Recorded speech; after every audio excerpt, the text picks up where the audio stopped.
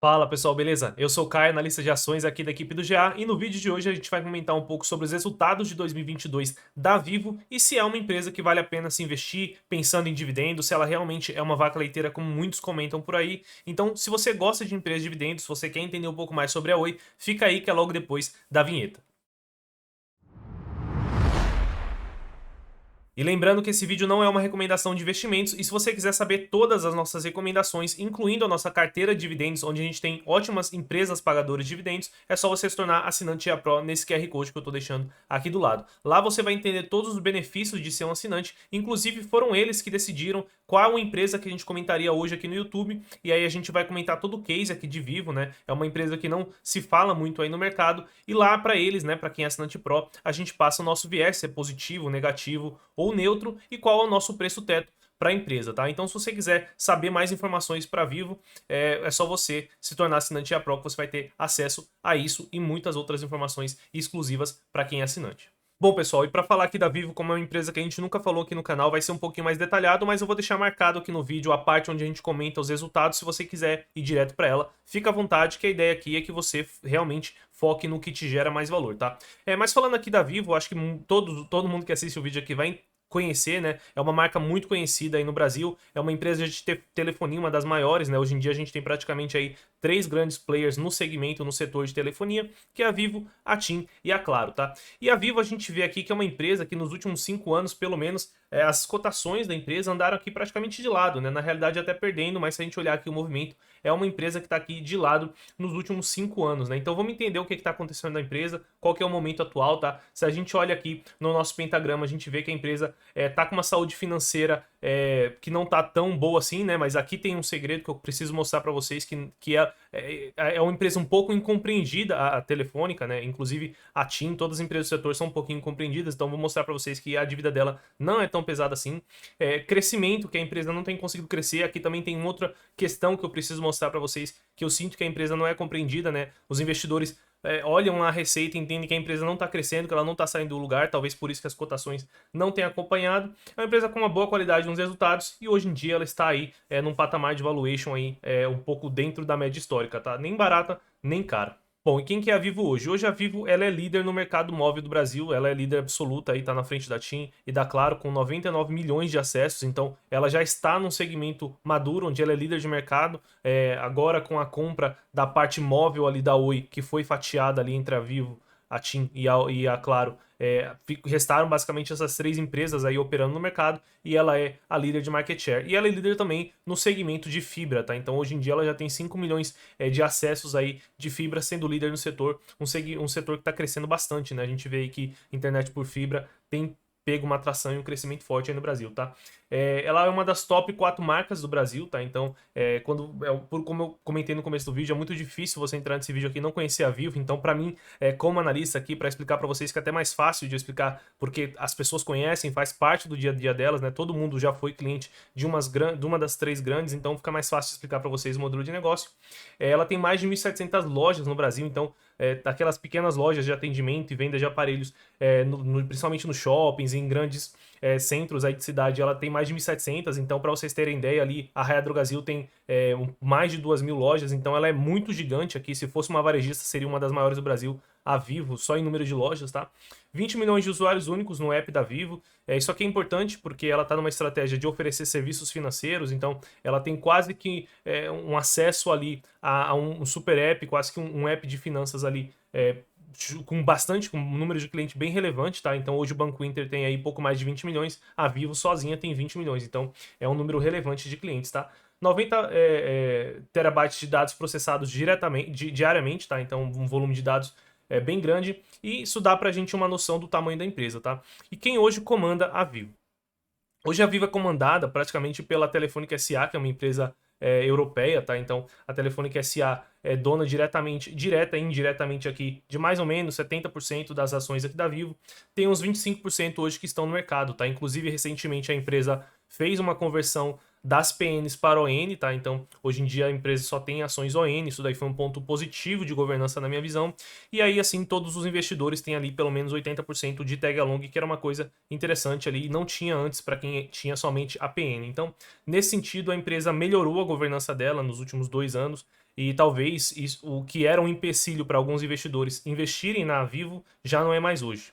Partindo agora para os resultados da empresa no quarto trimestre de 2022, comparando sempre aqui com o quarto trimestre de 2021, a empresa teve um crescimento de 10% na receita, um crescimento bem interessante. Tem que lembrar que aqui, em algum momento, tá, no segundo trimestre, no terceiro trimestre, a empresa incorporou os ativos ali da Oi, então ela teve um ganho de receita nesse período, tá? Se vocês olharem aqui, o crescimento de receita no fim de 2021 e no início de 2022 era um crescimento mais normal, mais normalizado para Vivo, uma empresa já gigante, né? Então ela cresce pouco mesmo, faz parte do modelo de negócio dela, mas eu quero falar um pouco mais disso depois. E aí com a incorporação dos ativos da Oi, ela deu um salto aqui de crescimento, mas ela já está voltando ali para o nível de crescimento dela normal, né? Então aqui ela está sempre comparando com o trimestre anterior, então vai estar sempre com uma comparação assim não muito justa, digamos assim, né? Mas enfim, ela conseguiu crescer aqui 10%. Se a gente olhar como é dividida a receita da empresa hoje, ela tem basicamente 50% aqui em serviços de planos pós-pago, né? Que as pessoas pagam, utilizam o plano ali, pagam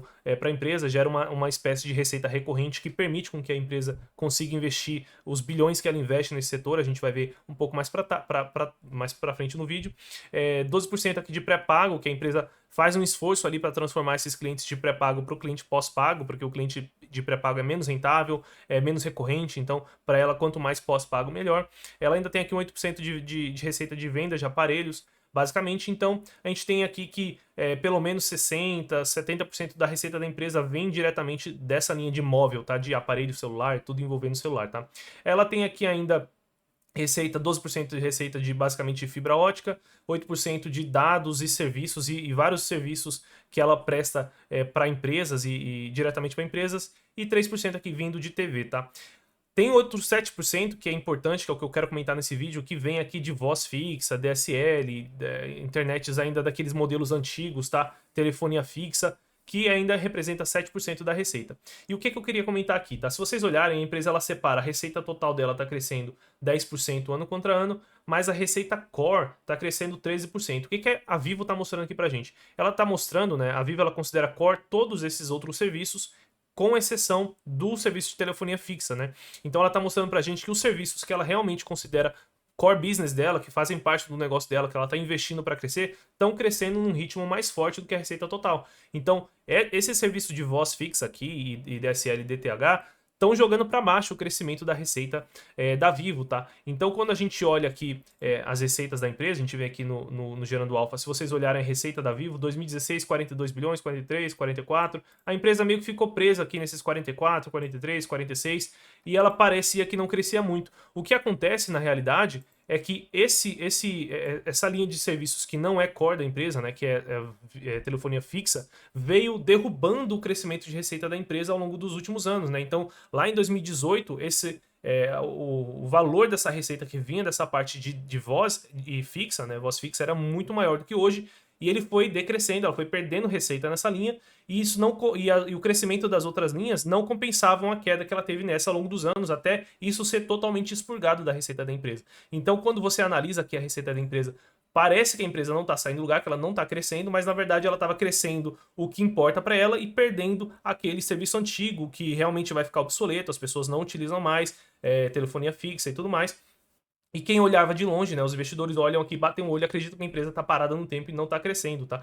Quando você analisa somente essa parte do core, do business mesmo da empresa que ela está investindo para crescer, ela cresceu num ritmo aí de mais de 10% ao ano. Então, se a gente tivesse somente como analisar a empresa com essa vertente de negócio, a gente veria um crescimento bem mais expressivo, a gente veria aqui números de crescimento, né, mais interessantes aqui na Vivo. Então, isso é uma coisa que eu queria falar para vocês, porque alguns investidores têm essa concepção de que a empresa não está conseguindo crescer. Ela está conseguindo sim crescer, mas ela está sendo penalizada ali por um segmento que acaba jogando para baixo a receita da empresa. Então, e tendo isso em mente, é uma empresa que tem conseguido crescer ali, pelo menos de acordo com a inflação, ano após ano, no segmento principal dela.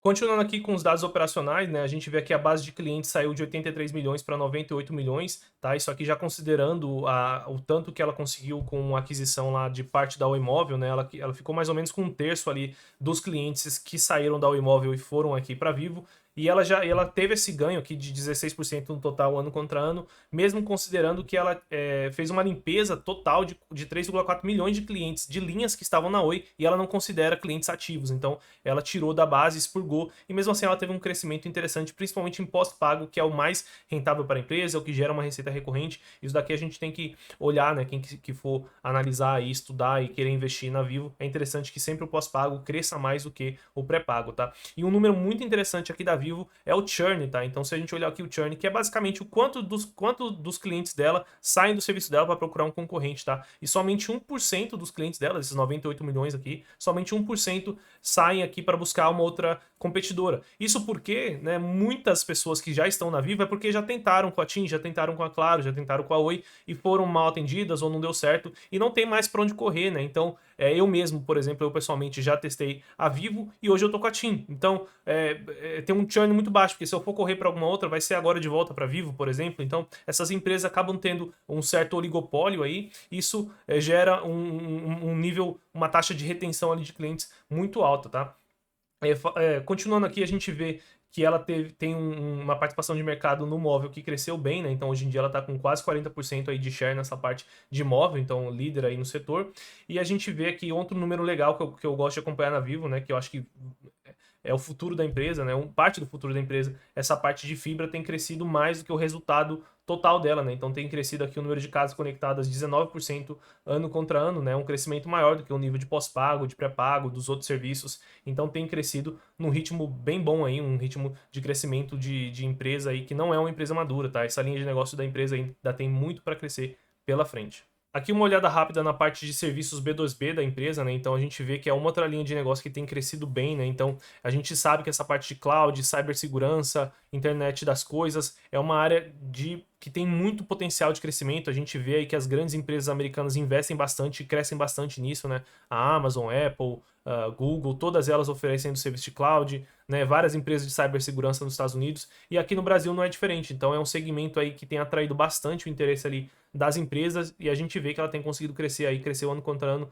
quase 30%, né? Apesar de ser uma parte da receita menos relevante, né? Quase 3 bilhões aqui é uma parte menor da receita da Vivo, mas mesmo assim é interessante de ver que isso aqui continuar crescendo, porque se a gente pensar, todas elas, né? Tanto a Amazon, a Nvidia, todas elas começaram nessa parte de cloud, de cibersegurança com uma fatia pequena da receita e hoje representa ali uma parte grande da receita com bastante rentabilidade. Então isso aqui é interessante, tá?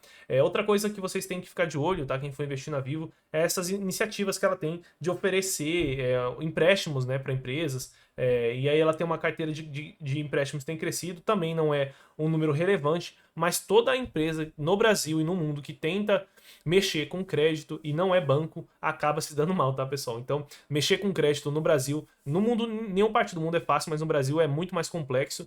Então, isso daqui eu ficaria de olho para ver a inadimplência, né, como que anda, como é que anda esse crescimento. Ela tem crescido muito rápido, esse crescimento muito rápido de carteira de crédito nunca é saudável, nunca é um crescimento saudável, tá? Apesar de ser bom, porque, como eu disse para vocês, ela tem um acesso à pessoa física, muita gente, ela tem acesso a empresas, então ela pode pensar em oferecer uma estrutura de financiamento ali interessante, uma carteira de crédito para essas pessoas e empresas.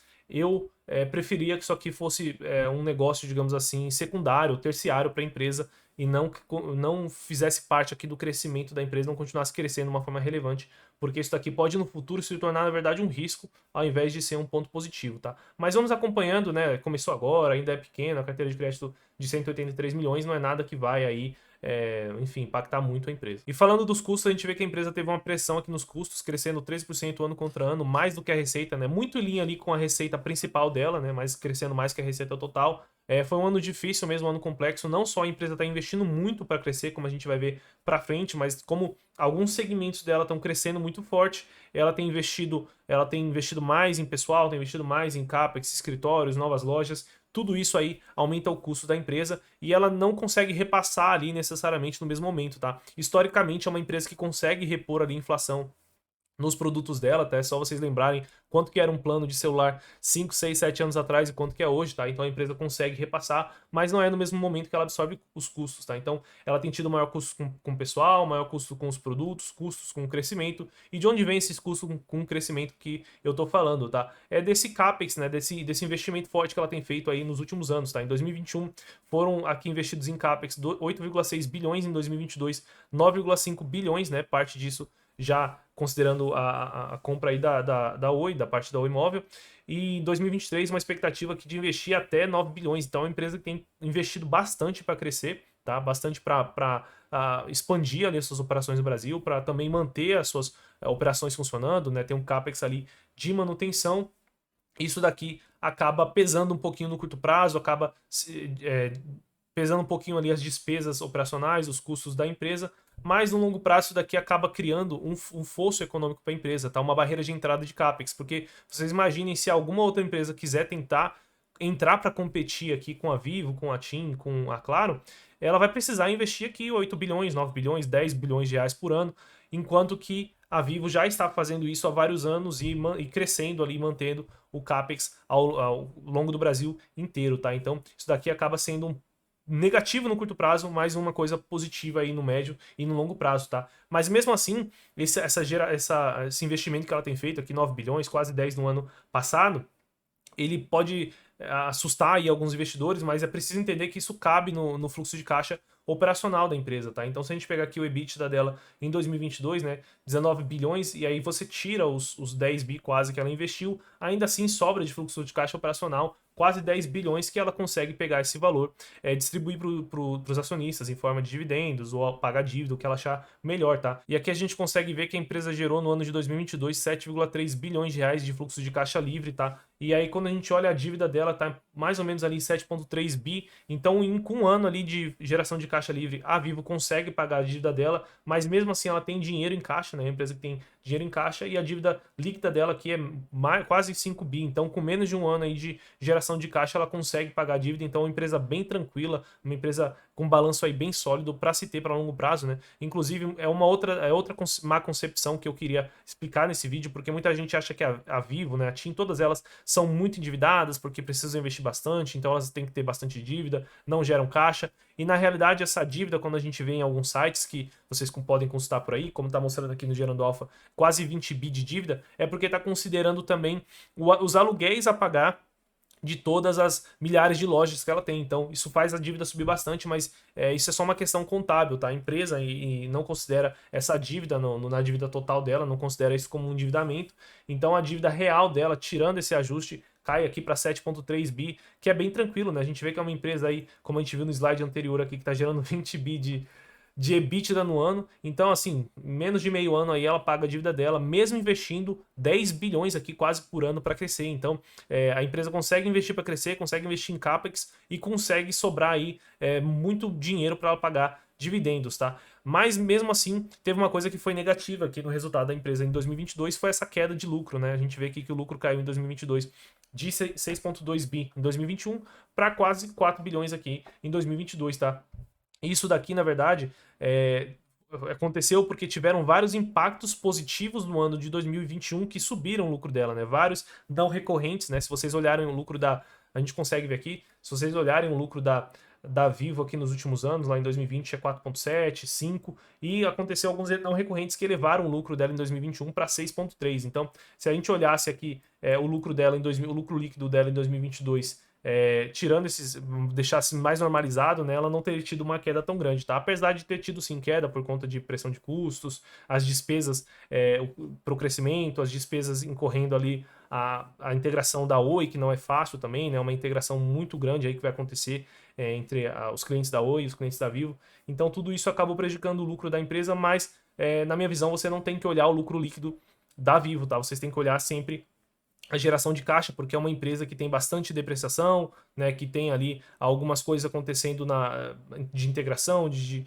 despesas com crescimento, com CAPEX, tudo isso vai bagunçar um pouquinho o lucro líquido, então foquem nos números que tem a ver com geração de caixa, né, EBITDA, FCO, FCL, isso aí que vocês têm que ver no case da Vivo. Bom, passando aqui para os destaques do ano da empresa, a gente vê que a receita subiu aqui mais ou menos 9% ano contra ano, tá? E enquanto os custos subiram aqui um pouco mais por conta desse momento de integração que eu falei para vocês, né? Integração com os ativos da Oi, crescimento, expansão forte que ela tem passado nos últimos anos. Mas o que a gente tem que focar aqui, como eu comentei com vocês, é mais números de geração de caixa, tá? Então, a EBITDA da empresa crescendo aqui, EBITDA recorrente crescendo 7% ano contra ano. É mais ou menos isso que vocês têm que esperar de uma empresa já madura, né? Empresa líder de mercado, com quase 100 milhões de clientes. É muito difícil que vocês vão ver aqui um EBIT da receita, o que quer que seja, crescendo aqui 40%, 50% ano contra ano, tá? É bem difícil, mas por outro lado também é muito difícil que vocês vão ver a receita caindo 60% ano contra ano, como a gente vê aí em alguns cases menos maduros e mais arriscados, tá? Inclusive isso daqui, ao meu ver, é ótimo, a Vivo, né? Ao meu ver, é uma ótima empresa para quem gosta